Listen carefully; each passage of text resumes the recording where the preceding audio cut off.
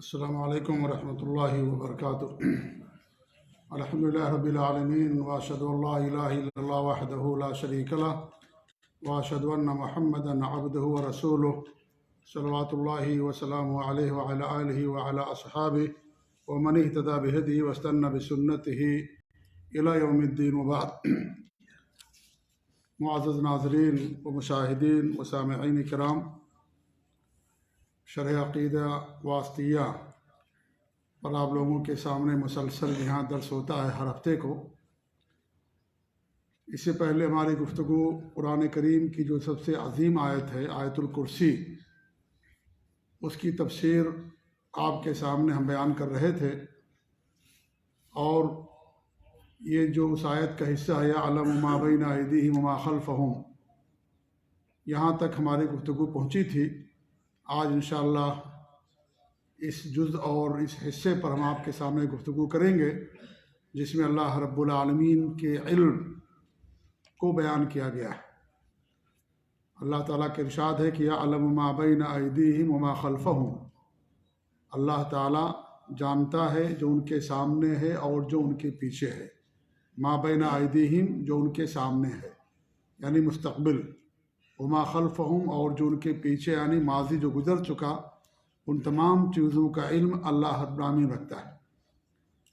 اللہ کا نام العلیم ہے، اور اللہ کی صفت ہے علم، اور علم کا مطلب یہ ہے کہ اللہ رب العالمین کو ذرے ذرے کا، ہر چیز کا علم ہے، ازل سے لے کر کے ہمیشہ سے ہمیشہ تک۔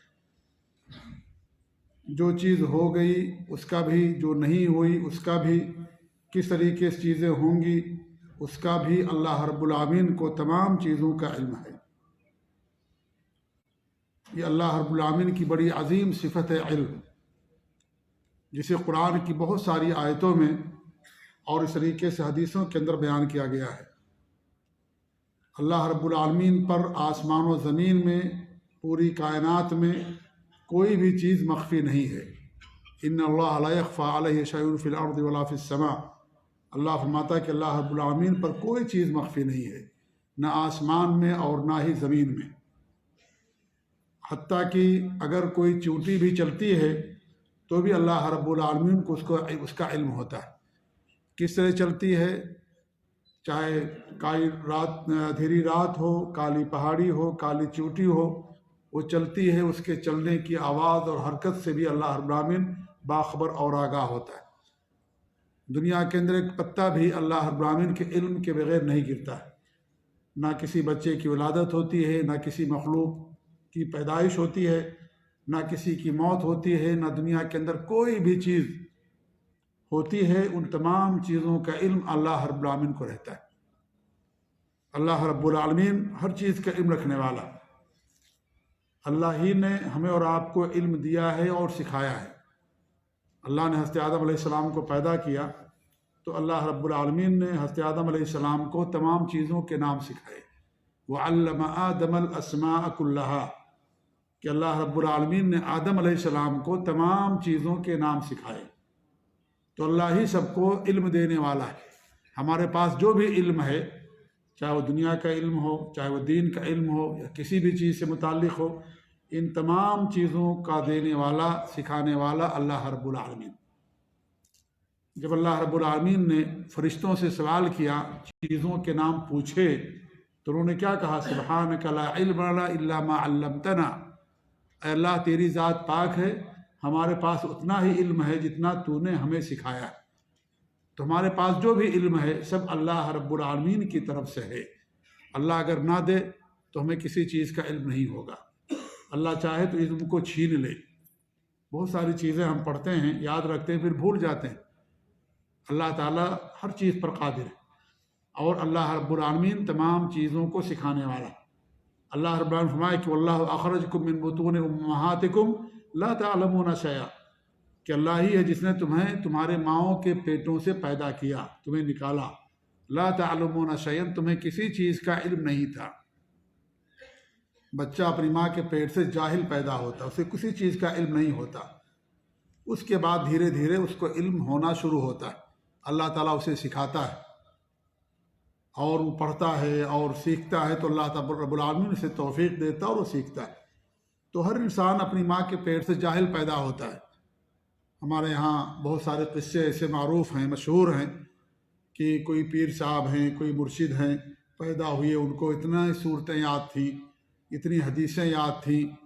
یہ ساری بے سروپا کی باتیں سب خرافات ہیں، یہ قرآن کریم کے اس آیت کے خلاف ہیں۔ اللہ فرماتا کہ لا تعلمون شیئا، تمہیں کسی چیز کا علم نہیں۔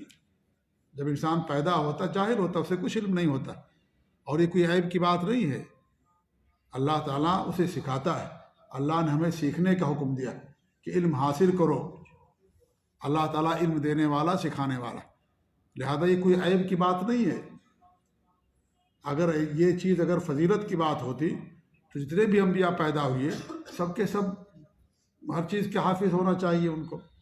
حضرت آدم کو اسی وقت علم ہوا جب اللہ رب العالمین ان کو سکھایا، پہلے انہیں بھی نہیں معلوم تھا چیزوں کے نام، اللہ نے سکھایا تب ان کو معلوم ہوا۔ تو اللہ تعالیٰ لوگوں کو بتاتا اور سکھاتا ہے، یہ نہیں کہ ماں کے پیٹ سے کوئی عالم بن کر کے پیدا ہوتا ہے، کوئی حافظ بن کر کے، کوئی قاری بن کر کے پیدا ہوتا ہے، کوئی 10 صورتوں کا حافظ بن کر کے پیدا ہوتا ہے۔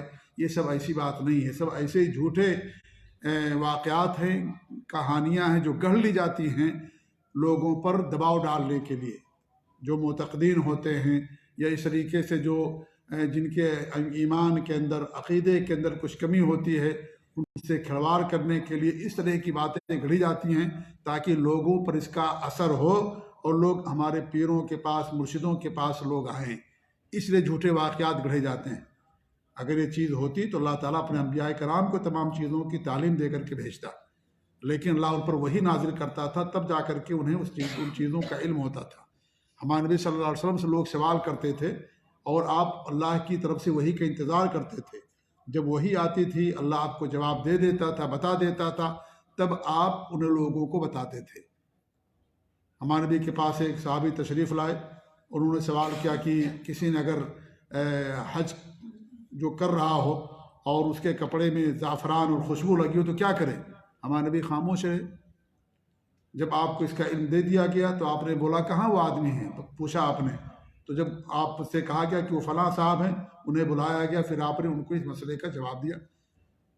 سورہ کہف کے اندر اللہ رب العالمین بیان کیا، ہمارے نبی کے پاس لوگ آئے، یہود یا کفار و مشرکین، اور 3 چیزیں پوچھی انہوں نے۔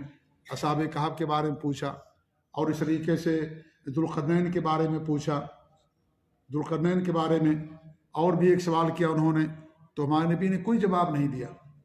اور جب وہی آئی تب اس کے بعد ہمارے نبی ان کے سوالوں کا جواب دیا۔ تو اللہ تعالیٰ علم دینے والا، اللہ رب العالمین سکھانے والا۔ یہ فضیلت کی بات نہیں ہے کہ بچہ پیدا ہو تو ساری کتابوں کا حافظ ہو، بخاری مسلم کا حافظ ہو، اور اس طریقے سے ساری چیزوں کا علم ہو۔ اللہ رب العالمین بچوں کو جاہل بنا کر کے پیدا کرتا ہے، اس کے بعد دھیرے دھیرے عمر بڑھتی ہے تو بچہ علم حاصل کرتا ہے۔ اللہ نے انبیاء کرام کو سکھایا، فرشتوں کو تعلیم دی اللہ رب العالمین نے۔ جی ہاں، فرشتوں نے کیا کہا؟ لا علم لنا الا ما علمتنا، ہمارے پاس اتنا ہی علم ہے جتنا تو نے ہمیں سکھایا۔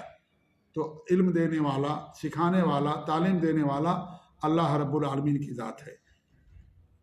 اللہ رب العالمین پر کوئی چیز میرے بھائیوں مخفی نہیں ہے۔ یعلم خائنۃ الاعین وما تخفی الصدور، ہمارے آنکھ کی کنکھیوں کو، آنکھ کے اشاروں کو اللہ تعالیٰ جانتا ہے، اور ہمارے سینوں کے اندر جو راز ہیں، جو بھید ہیں، جو باتیں چھپی ہوئی ہیں، ان تمام چیزوں کا بھی علم اللہ رب العالمین کو ہے۔ سب کچھ اللہ تعالیٰ جاننے والا کہ ہمارے سینے میں کیا ہے، ہماری نیت کیا ہے یہاں بیٹھنے کی، اللہ تعالیٰ کو معلوم ہے۔ انسان حج کرتا، عمرہ کرتا ہے، کوئی بھی کام کرتا ہے، اس کی نیت کیا ہے، اس کا ارادہ اور مقصد کیا، اللہ رب العالمین کو اس کا علم ہوتا ہے۔ اسی لیے کوئی اللہ تعالیٰ کو دھوکہ نہیں دے سکتا۔ قیامت کے دن اللہ رب العالمین 3 لوگوں کو حاضر کرے گا، عالم ہوگا، مجاہد ہوگا، اور مالدار سخی انسان ہوگا۔ تینوں نے جو نعمتیں انہیں ملی تھی، ان نعمتوں کو اللہ کی راہ میں استعمال کیا، لیکن کس چیز کی کمی تھی؟ اخلاص کی کمی تھی، نیت نہیں تھی ان کے پاس صحیح، دکھاوے کے لیے کیا، ریاکاری کے لیے کیا۔ اس لیے دنیا میں ان کو عالم بھی کہا گیا، قاری کہا گیا، بڑی تعریف ہوئی، ان کو سخی کہا گیا، اور جو بہادر انسان تھا اس کے خوب چرچے ہوئے، اس کی شجاعت اور بہادری کے خوب چرچے ہوئے۔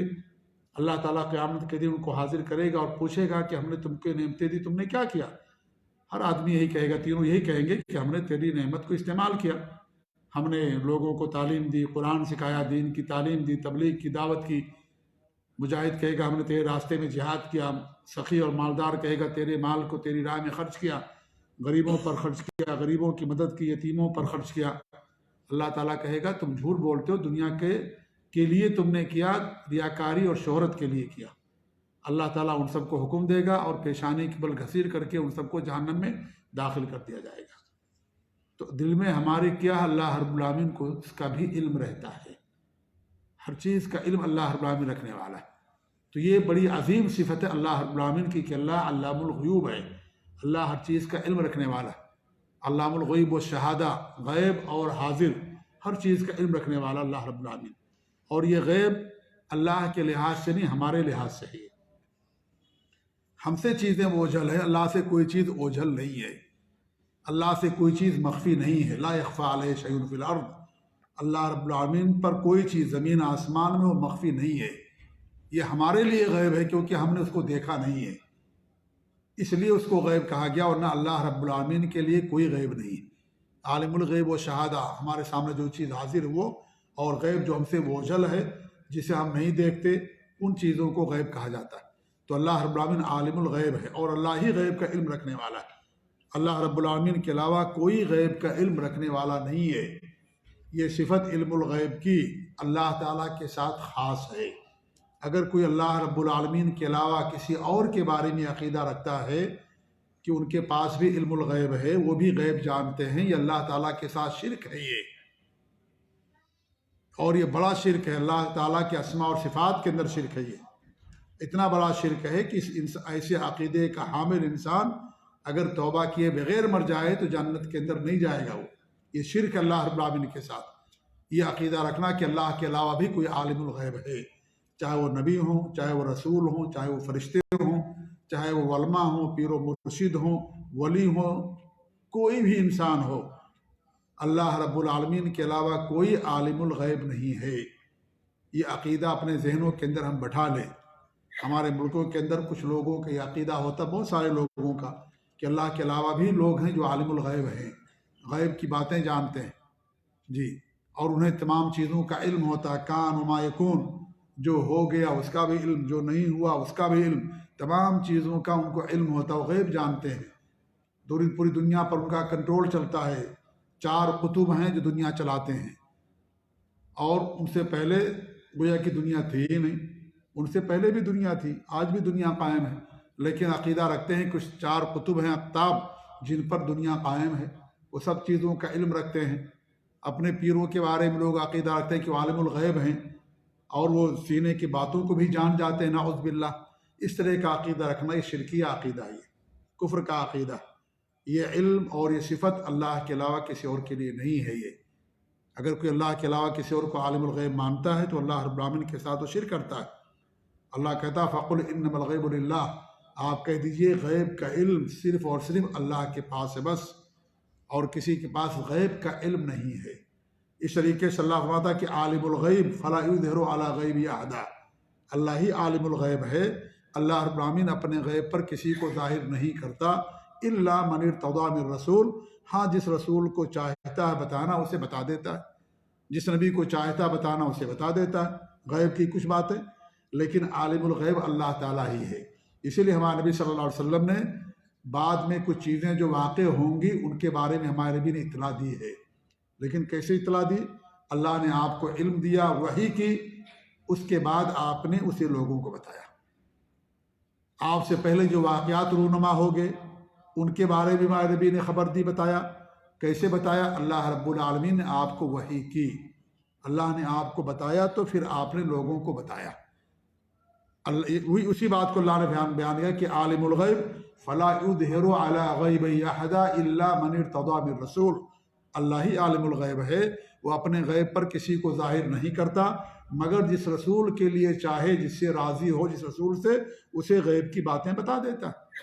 تو بتانے والا اللہ رب العالمین، وہ بتاتا ہے تب انبیاء کو اور علم ہوتا ہے، رسولوں کو علم ہوتا ہے، پھر انبیاء اور رسول دنیا والوں کے سامنے اسے کھول کر کے بیان کر دیتے ہیں۔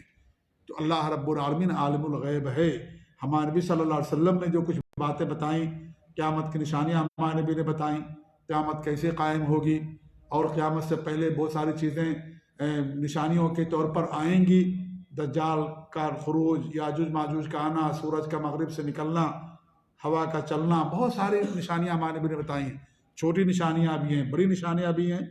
یہ آپ کا نشانیوں کا بتانا اس بات کی دلیل ہے کہ آپ کو غیب کا علم نہیں تھا، نہ اس بات کا علم تھا کہ قیامت کب قائم ہوگی۔ اللہ رب العالمین نے قرآن کریم کے اندر بیان کیا کہ لوگ آپ سے پوچھتے ہیں قیامت کب قائم ہوگی، آپ کہہ دیجئے قل انما علمها عند اللہ، آپ کہہ دیجئے کہ اس کا علم اللہ رب العالمین کے پاس ہے۔ وما یدریک لعل الساعة تکون قریبا، آپ کو کیا خبر، ہو سکتا ہے قیامت بہت قریب ہو۔ تو اللہ رب العالمین نے قرآن کی بہت ساری آیتوں میں اس بات کو بیان کیا کہ لوگ آپ سے پوچھتے ہیں قیامت کب قائم ہوگی، آپ کہہ دیجئے کہ اس کا علم میرے رب کے پاس ہے، میرے پاس اس کا علم نہیں ہے۔ اللہ رب العالمین کے پاس ہے کب قیامت قائم ہوگی، دنیا کتنی باقی ہے۔ ہمارے نبی نشانیاں بیان کی ہیں، نشانیاں بتانا اس بات کی دلیل ہے کہ آپ کو یہ نہیں معلوم تھا کہ قیامت کب قائم ہوگی۔ یہ جو نشانیاں ہمارے نبی نے بتائی ہیں، یہ اللہ رب العالمین نے آپ کو وحی کے ذریعے سے بتایا۔ ایک بڑی مشہور حدیث ہے جو آپ سب لوگوں نے بارہا سنی ہوگی، حدیث جبریل، جس میں جبریل علیہ السلام ایک انسان کی شکل میں تشریف لاتے ہیں اور ہمارے نبی سے بہت ساری چیزوں کے بارے میں سوال کرتے ہیں، ان سے احسان کے بارے میں، اسلام کے بارے میں سوال کیا تو ہمارے نبی نے جواب دیا کہ اسلام یہ ہے، تو انہوں نے کہا کہ ہاں آپ سچ کہتے ہیں۔ پھر پوچھا ایمان کیا ہے، تو ہمارے نبی نے بتایا ایمان یہ ہے، یعنی اللہ پر ایمان لاؤ، فرشتوں پر، اس کے نبیوں پر، اس کی کتابوں پر، اور یوم آخرت پر، اور اچھی اور بری تقدیر پر۔ بتایا آپ نے ایمان کے بارے میں، تو انہوں نے کہا کہ ہاں آپ نے سچ جواب دیا۔ پھر احسان کے بارے میں پوچھا تو آپ نے احسان کے بارے میں جواب دیا۔ پھر قیامت کے بارے میں پوچھا تو ہمارے نبی نے کیا فرمایا، مل مسئول عنہا بأعلم من السائل، کہ جو سوال کرنے والا ہے جیسے اس کو نہیں معلوم ہے، ایسے جس سے سوال کیا جا رہا اس کو بھی نہیں معلوم ہے کہ قیامت کب قائم ہوگی۔ پھر آپ نے کچھ نشانیاں بتائیں، تو نشانیاں آپ کا بتانا اس بات کی دلیل ہے کہ آپ کو اس کا علم نہیں تھا کہ قیامت کب قائم ہوگی۔ عالم الغیب اللہ رب العالمین، اللہ کے علاوہ کوئی عالم الغیب نہیں ہے۔ اللہ رب العالمین نے کچھ باتیں اپنے نبی کو بتائی ہیں اور ہمارے نبی صلی اللہ علیہ وسلم نے وہ باتیں لوگوں کو بتا دی، اور اگر کوئی بات کسی واسطے اور ذریعے سے بتایا جائے تو غیب کا علم نہیں کہلاتا۔ جیسے آج ہمارے غیر موجودگی میں بہت سارے واقعات دنیا کے اندر ہوتے ہیں، لیکن واٹس ایپ کے ذریعے سے، سوشل میڈیا کے ذریعے سے، یا ٹی وی کے ذریعے سے، یا اخبار کے ذریعے سے ہمیں معلوم ہو جاتا ہے، تو ہم یہ نہیں کہیں گے کہ ہم علم الغیب ہمارے پاس ہے، ہمیں کسی واسطے سے یہ چیز معلوم ہوئی۔ تو اللہ رب العالمین نے بھی وحی کے ذریعے سے اپنے نبی کو غیب کی باتیں بتائیں، اس لیے اللہ کے علاوہ کوئی عالم الغیب نہیں ہے۔ اگر کوئی عقیدہ رکھتا ہے تو اللہ رب العالمین کے ساتھ شرک کا ارتکاب کرتا ہے۔ قرآن کی بہت ساری آیتیں ہیں جن آیتوں میں اللہ رب العالمین نے اس عقیدے کو بیان کیا۔ اللہ کے ارشاد ہے قُلْ لَا يَعْلَمُ مَنْ فِي السَّمَاوَاتِ وَالْأَرْضِ الْغَيْبَ إِلَّا اللَّهُ، آپ کہہ دیجئے آسمانوں اور زمینوں میں جو بھی ہیں اللہ کے علاوہ کوئی غیب نہیں جانتا۔ سب جتنی مخلوقات ہیں آسمانوں اور زمینوں ہی کے اندر، کوئی نہیں جانتا اللہ رب العالمین کے علاوہ غیب۔ کتنی صراحت کے ساتھ اللہ رب العالمین نے بیان کیا۔ اس طریقے سے اللہ فرماتا ہے کہ آپ کہہ دیجئے، اپنے نبی سے کہلواتا ہے کہ کہہ دیجئے وَلَا أَقُولُ لَكُمْ عِنْدِي خَزَائِنُ اللَّهِ، اور میں یہ نہیں کہتا ہوں تم سے کہ میرے پاس اللہ کے خزانے ہیں، وَلَا أَعْلَمُ الْغَيْبِ، اور نہ ہی میں غیب جانتا ہوں۔ وَلَا أَعْلَمُ، لا مانے نہیں، عالم مانے جاننا، غیب مانے غیب، اور نہ ہی میں غیب جانتا ہوں۔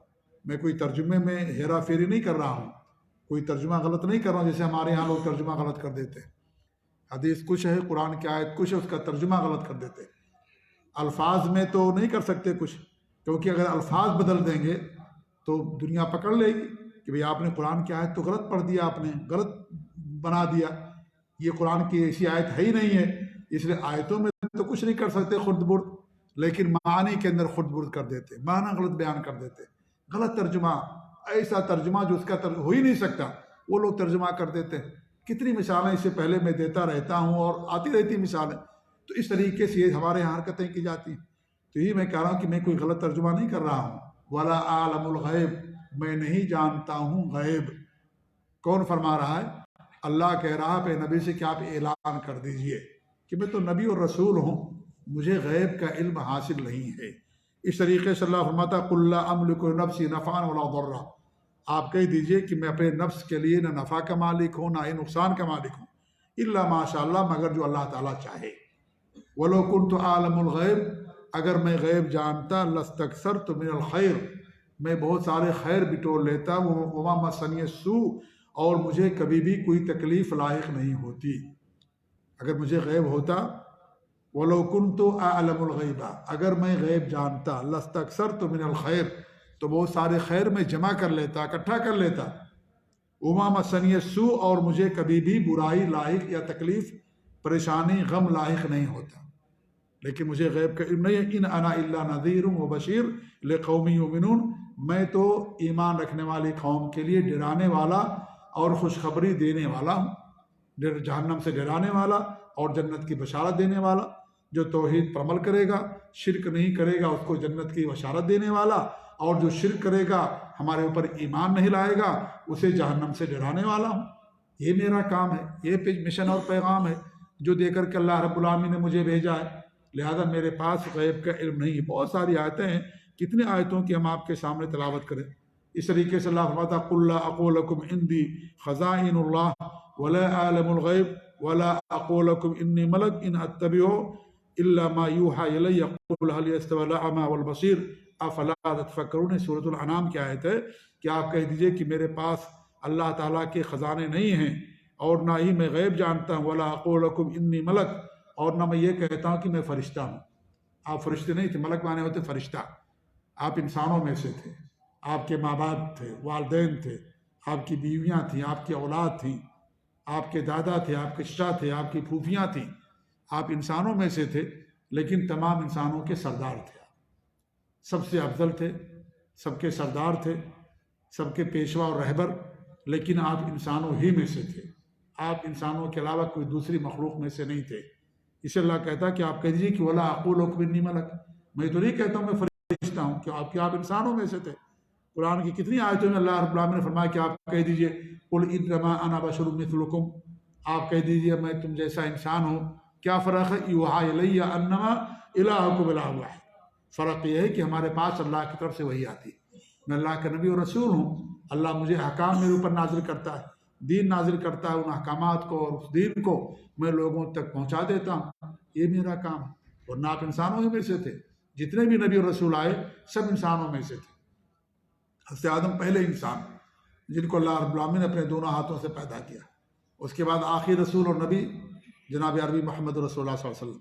سارے انبیاء اور رسول انسانوں میں سے تھے، کوئی فرشتوں میں سے نہیں تھا، کوئی جنوں میں سے نہیں تھا، کوئی دوسری مخلوق میں سے نہیں تھا۔ اگر کوئی دوسری مخلوق ہوتی تو اور ایمان نہیں لاتے وہ لوگ، اور ایمان لانے کی وجہ یہ بھی تھی، وہ کہتے تھے کہ آپ بھائی انسان ہمارے جیسے ہیں تو آپ کیسے نبی ہوگے؟ ہم کیوں نبی نہیں ہوئے؟ آپ کیسے نبی بن گئے؟ اللہ نے آپ کیسے نبی بنا دیا؟ یہ قرآن میں اللہ رب العالمین نے کئی آیتوں بیان کیا ہے۔ وَمَا مَنَعَ النَّاسَ أَن يُؤْمِنُوا إِذْ جَاءَهُمُ الْهُدَىٰ إِلَّا أَن يَقُولُوا، یعنی جب کہ اللہ فرماتا ہے کہ لوگوں کو ایمان لانے سے جو چیز رکاوٹ بنی وہ یہ کہ بھائی تم تو ہمارے جیسے بشر ہو، انسان ہو، ہم کیسے تم پر ایمان لے آئیں؟ تم تمہارے جیسے انسان ہو، کیسے تمہارے اوپر ایمان لے آئیں؟ اس لیے وہ ایمان نہیں لائے، یعنی اس بنا پر کہ وہ جانتے تھے کہ جو نبی ہیں رسول انسانوں میں سے ہیں، اس لیے وہ آپ کی یا انبیاء کرام کی نبوت اور رسالت کا انکار کر دیا۔ ان کا یہ کہنا تھا کہ انسانوں کے علاوہ کسی اور مخلوق میں سے نبی اور رسول ہونا چاہیے۔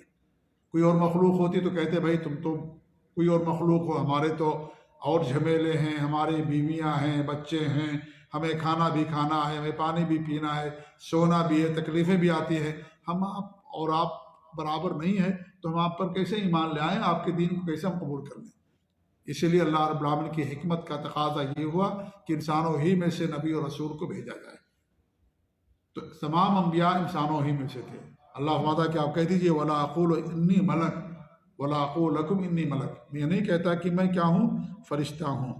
اس طریقے سے اللہ فرماتا ہے وَعِندَهُ مَفَاتِحُ الْغَيْبِ، اللہ ہی کے پاس غیب کی چابیاں اور کنجیاں ہیں۔ لَا يَعْلَمُهَا إِلَّا هُوَ، اللہ کے علاوہ کوئی نہیں جانتا ہے غیب کی باتوں کو، اللہ کے علاوہ کوئی نہیں جانتا۔ وَيَعْلَمُ مَا فِي الْبَرِّ وَالْبَحْرِ، خشکی میں اور سمندر میں کیا ہے سب اللہ تعالیٰ کو علم ہے۔ وما تسقط من ورقۃ الا يعلمها، کوئی پتا بھی گرتا ہے تو اللہ تعالیٰ کو اس کا علم ہوتا ہے۔ اللہ کا علم بہت وسیع ہے، ہمارا علم بہت محدود ہے۔ اللہ نے جو ہمیں بتایا وہی ہم جانتے، جو نہیں بتایا اس کو ہم نہیں جانتے۔ اللہ کا علم بہت کشادہ اور وسیع ہے، ہر چیز کو شامل ہے۔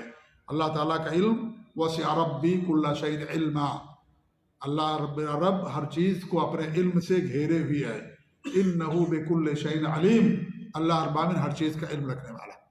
تو کوئی پتا بھی زمین کے اندر گرتا ہے اس کا بھی علم اللہ رب العالمین کو ہوتا ہے، کب گرا، کیسے گرا، خشک ہے، ہرا ہے، تازہ ہے، کیسا ہے، تمام چیزوں کا علم اللہ رب العالمین کو ہے۔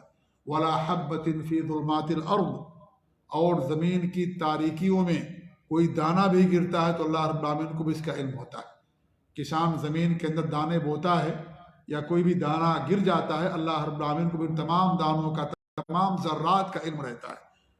ولا رطب ولا یابس الا فی کتاب مبین، چاہے وہ کوئی تر چیز ہو یا خشک چیز ہو، جو بھی گرتی ہے اللہ رب العالمین کو اس کا علم رہتا ہے۔ کتنی ساری آیتیں ہیں، یہ سب نمونے کے طور پر چند آیتیں میں نے آپ لوگوں کے سامنے پڑھی ہیں۔ کیوں؟ اس لیے کہ ہمارے ملک کے بہت سارے یا اکثریت کا یہ عقیدہ ہے کہ اللہ رب العالمین کے علاوہ دوسرے بھی عالم الغیب ہیں۔ اس لیے میرے بھائی اس عقیدے سے توبہ کرنے کی ضرورت ہے۔ یہ بہت گمراہی والا عقیدہ ہے، شرک اور کفر والا عقیدہ۔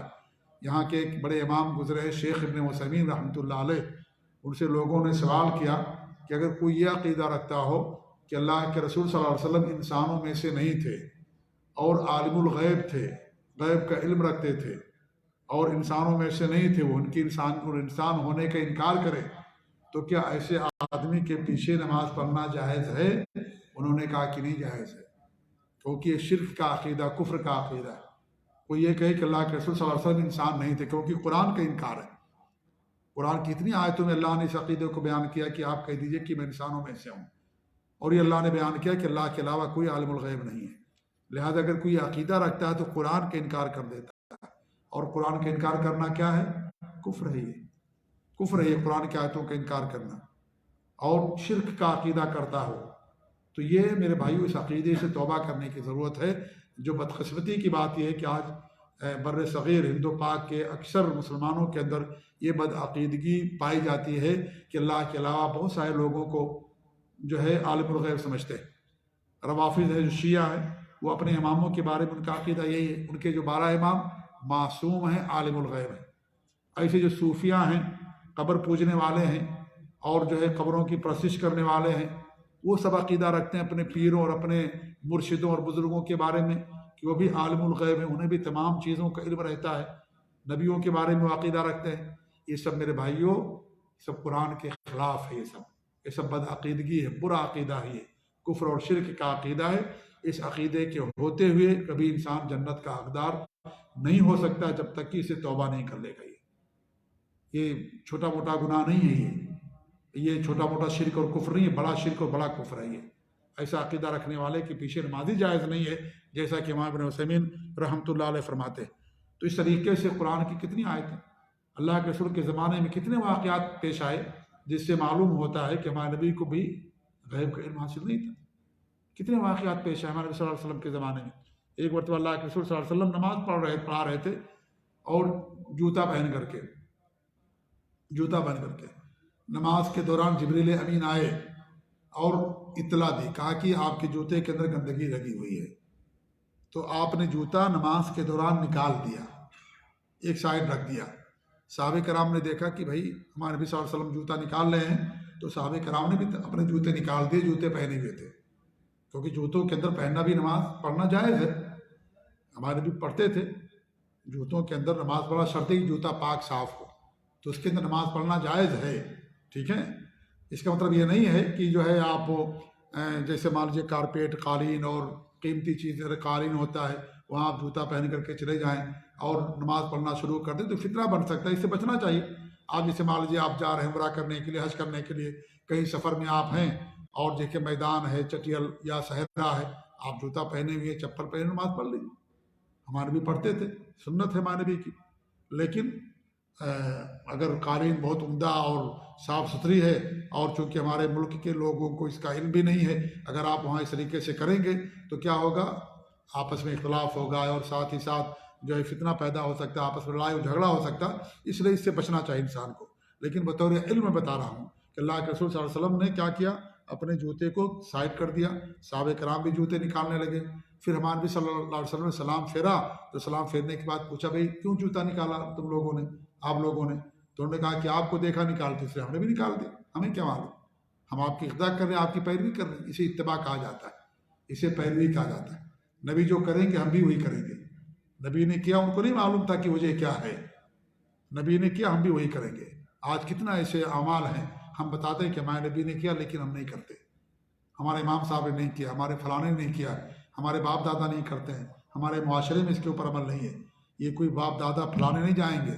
ہم اللہ کے رسول کی امتی ہیں. اللہ کے رسول صلی اللہ علیہ وسلم کی باتیں ہمارے لیے حجت ہیں. بات ہم تک پہنچ گئی، اگر عمل نہیں کریں کہ اللہ تعالیٰ اس کے بارے میں سوال کرے گا. اگر پہلے سے علم نہیں ہے، ہو سکتا ہے جہالت کی بنیاد پر اللہ تعالیٰ آپ کو چھوڑ دے، لیکن علم ہو جانے کے بعد عمل نہ کرنا اس وجہ سے کہ ہمارے باپ دادا نے نہیں کیا، ہمارے پیر صاحب نے نہیں کیا، ہمارے خاندان میں اس کے اوپر عمل نہیں ہوتا ہے.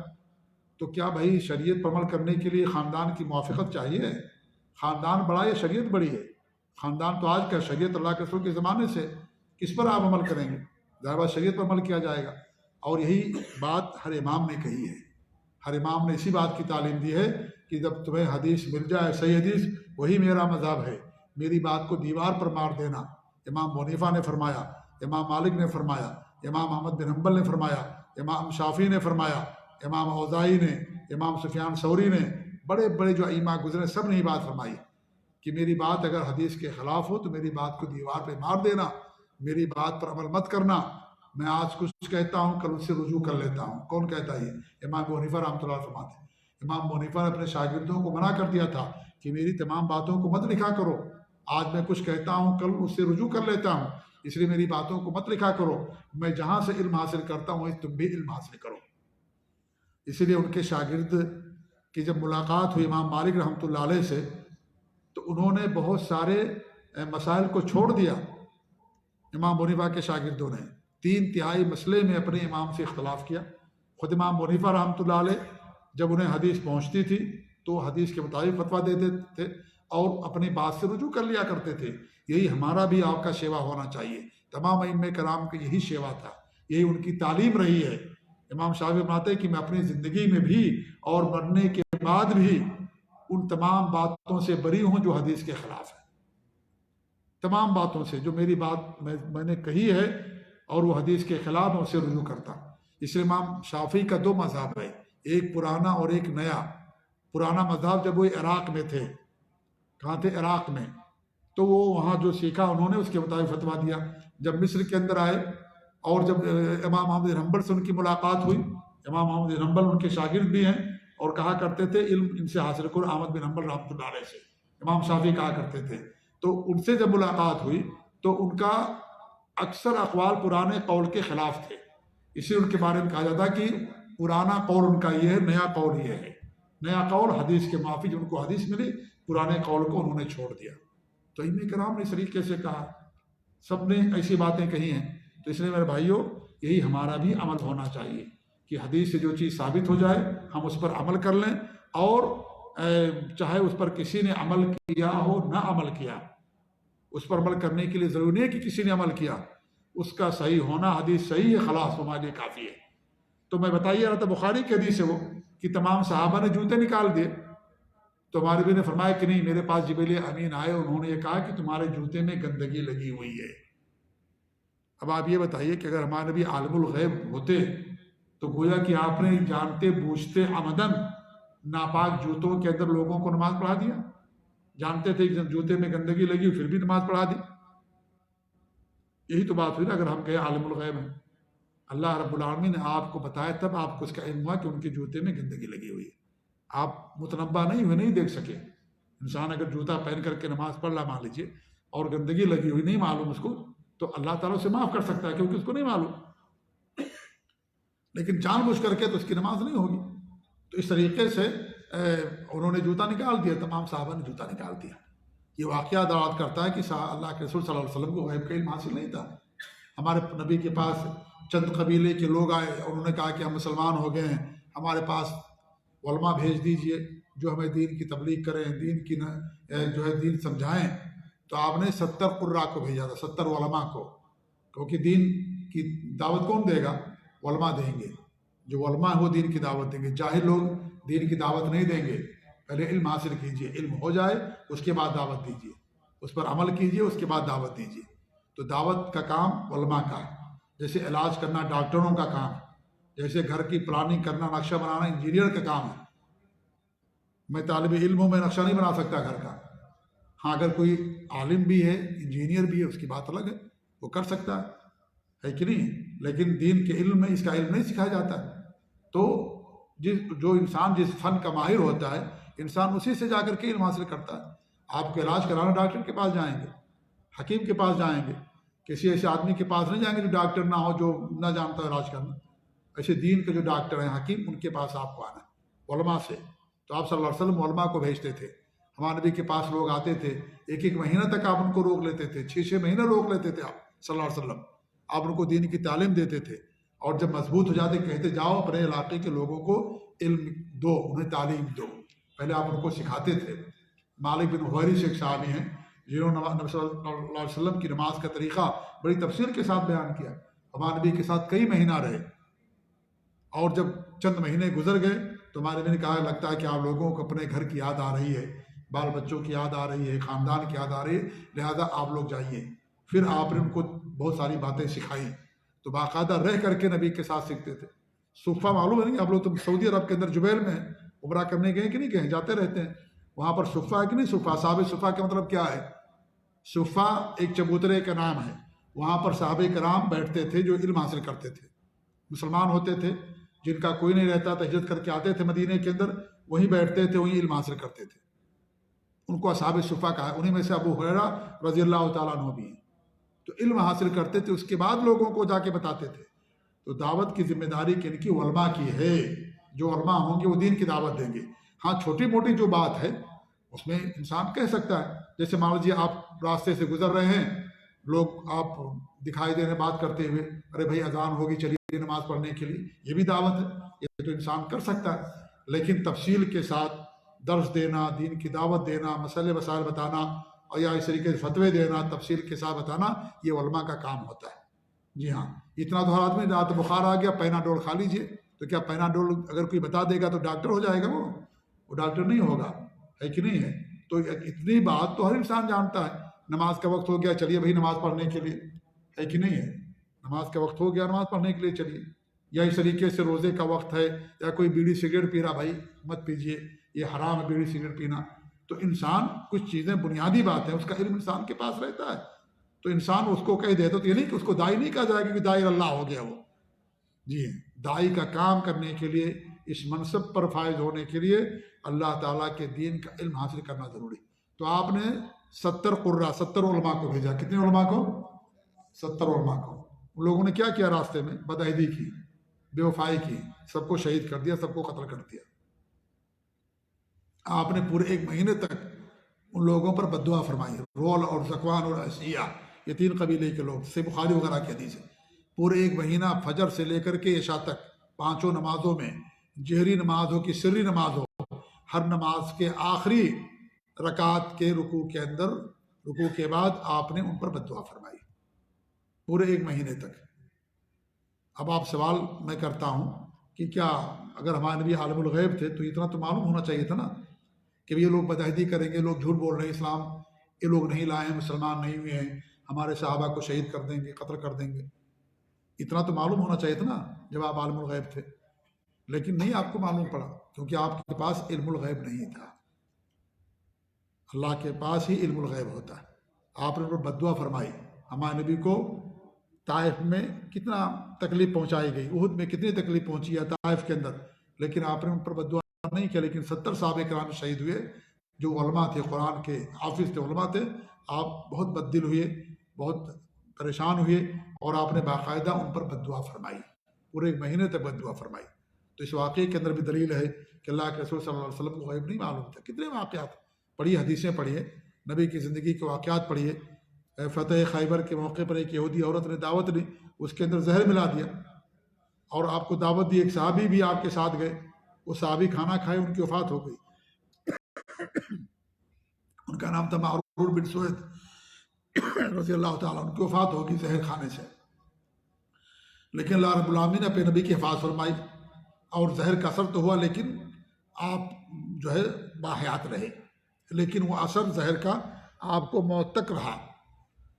اس لیے بخاری کی حدیث ہے کہ آپ نے حضرت عائشہ سے فرمایا کہ عائشہ، خیبر کے اندر جو مجھے زہر آلود بکری کھلائی گئی تھی اس کا اثر اور درد میں آج بھی محسوس کر رہا ہوں. تو اس کا اثر آپ تک رہا آپ پر، لیکن آپ کی اس کی وجہ سے موت نہیں ہوئی. ایک صحابی کی موت ہو گئی، آپ نے اس عورت کو، یہودی عورت کو، اس کے بدلے میں قتل کر دیا قصاص میں، کیونکہ اس نے زہر ملا دیا تھا، جان بوجھ کر کے زہر ملایا تھا، تو جان بوجھ کر کے قتل کرنا ہو گیا. تو آپ نے اس عورت کو قتل کر دیا تھا، قصاص میں بدلا لیا تھا خون کا. تو یہ واقعہ دلیل ہے کہ نہیں دلیل ہے؟ اگر آپ عالم الغیب ہوتے تو پتہ ہو جانا چاہیے تھا کہ بھائی اس کے اندر زہر ملا ہوا ہے بکری کے گوشت میں، لیکن آپ کو پتہ نہیں چلا. تو اللہ کے رسول کو بھی علم الغیب نہیں تھا. جب آپ کو نہیں تھا تو کسی اور کو علم الغیب ہو سکتا ہے؟ آپ سے کوئی افضل ہے؟ آپ سے کوئی افضل ہے؟ نہیں ہے. جب آپ کو علم نہیں تھا غیب کا تو دوسروں کو کیسے علم الغیب ہو سکتا ہے؟ لہذا علم الغیب اللہ کے علاوہ کسی کے پاس نہیں ہے. اگر کوئی عقیدہ رکھتا ہے تو اسے توبہ کرے. تو اللہ فرماتا کہ اعلم ما بین ایدیہم وما خلفہم، کہ اللہ رب العالمین جانتا جو ان کے سامنے ہے یعنی مستقبل میں، اور جو ان کے پیچھے نہیں جو گزر چکا. اللہ حال، ماضی، مستقبل تمام چیزوں کا علم رکھتا ہے. پھر اللہ فرماتا وَلَا يُحِيطُونَ بِشَيْءٍ مِّنْ عِلْمِهِ إِلَّا بِمَا شَاءَ. لوگ اللہ تعالیٰ کے علم میں سے کسی چیز کا احاطہ نہیں کر سکتے مگر اتنا ہی جتنا اللہ تعالیٰ چاہے.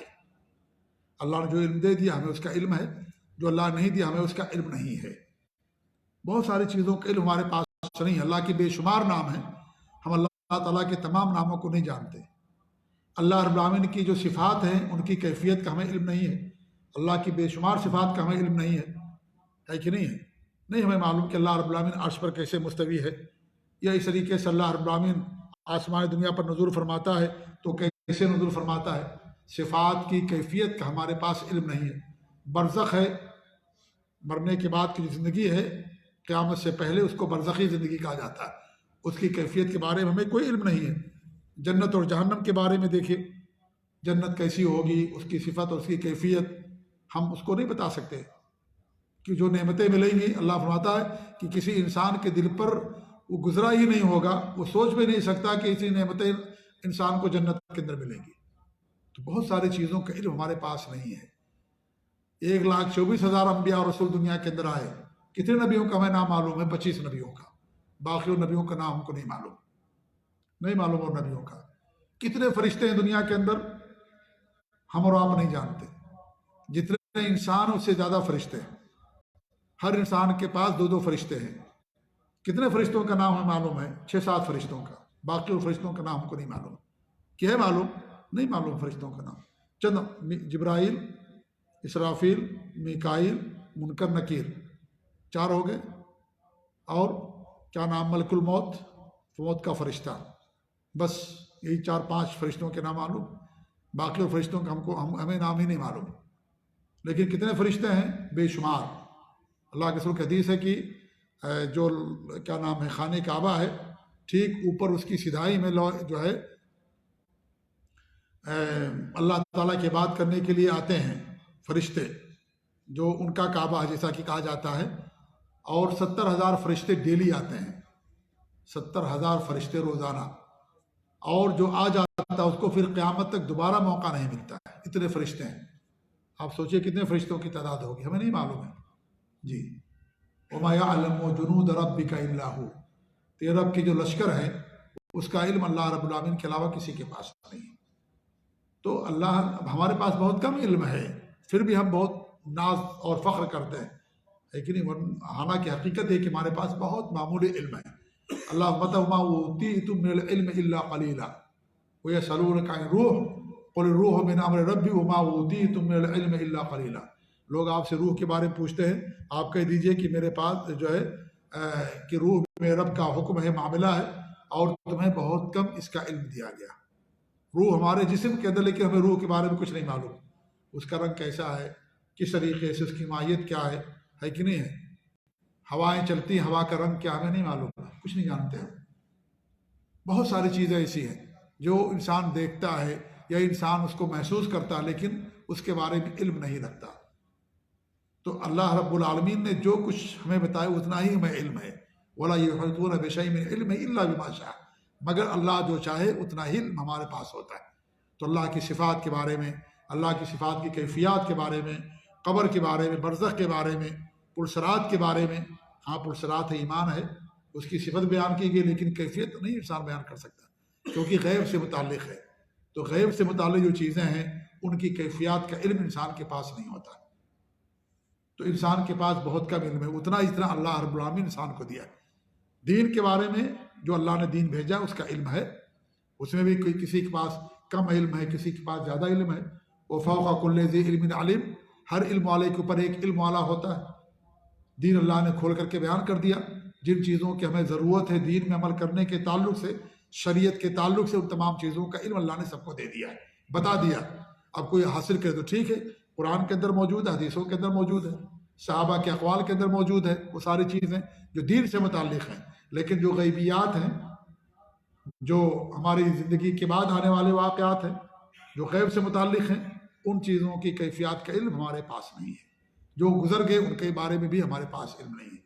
لیکن دین، اللہ نے مکمل دین دیا، دین میں کوئی چیز نہیں چھپائی، ہمارے نبی نے سب امت تک پہنچا دیا۔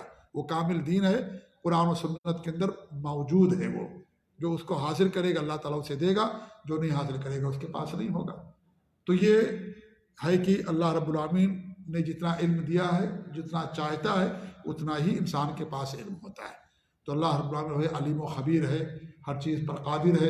اللہ تعالیٰ کے علم سے کوئی چیز مخفی نہیں ہے، اللہ کو معلوم ہے سب کچھ۔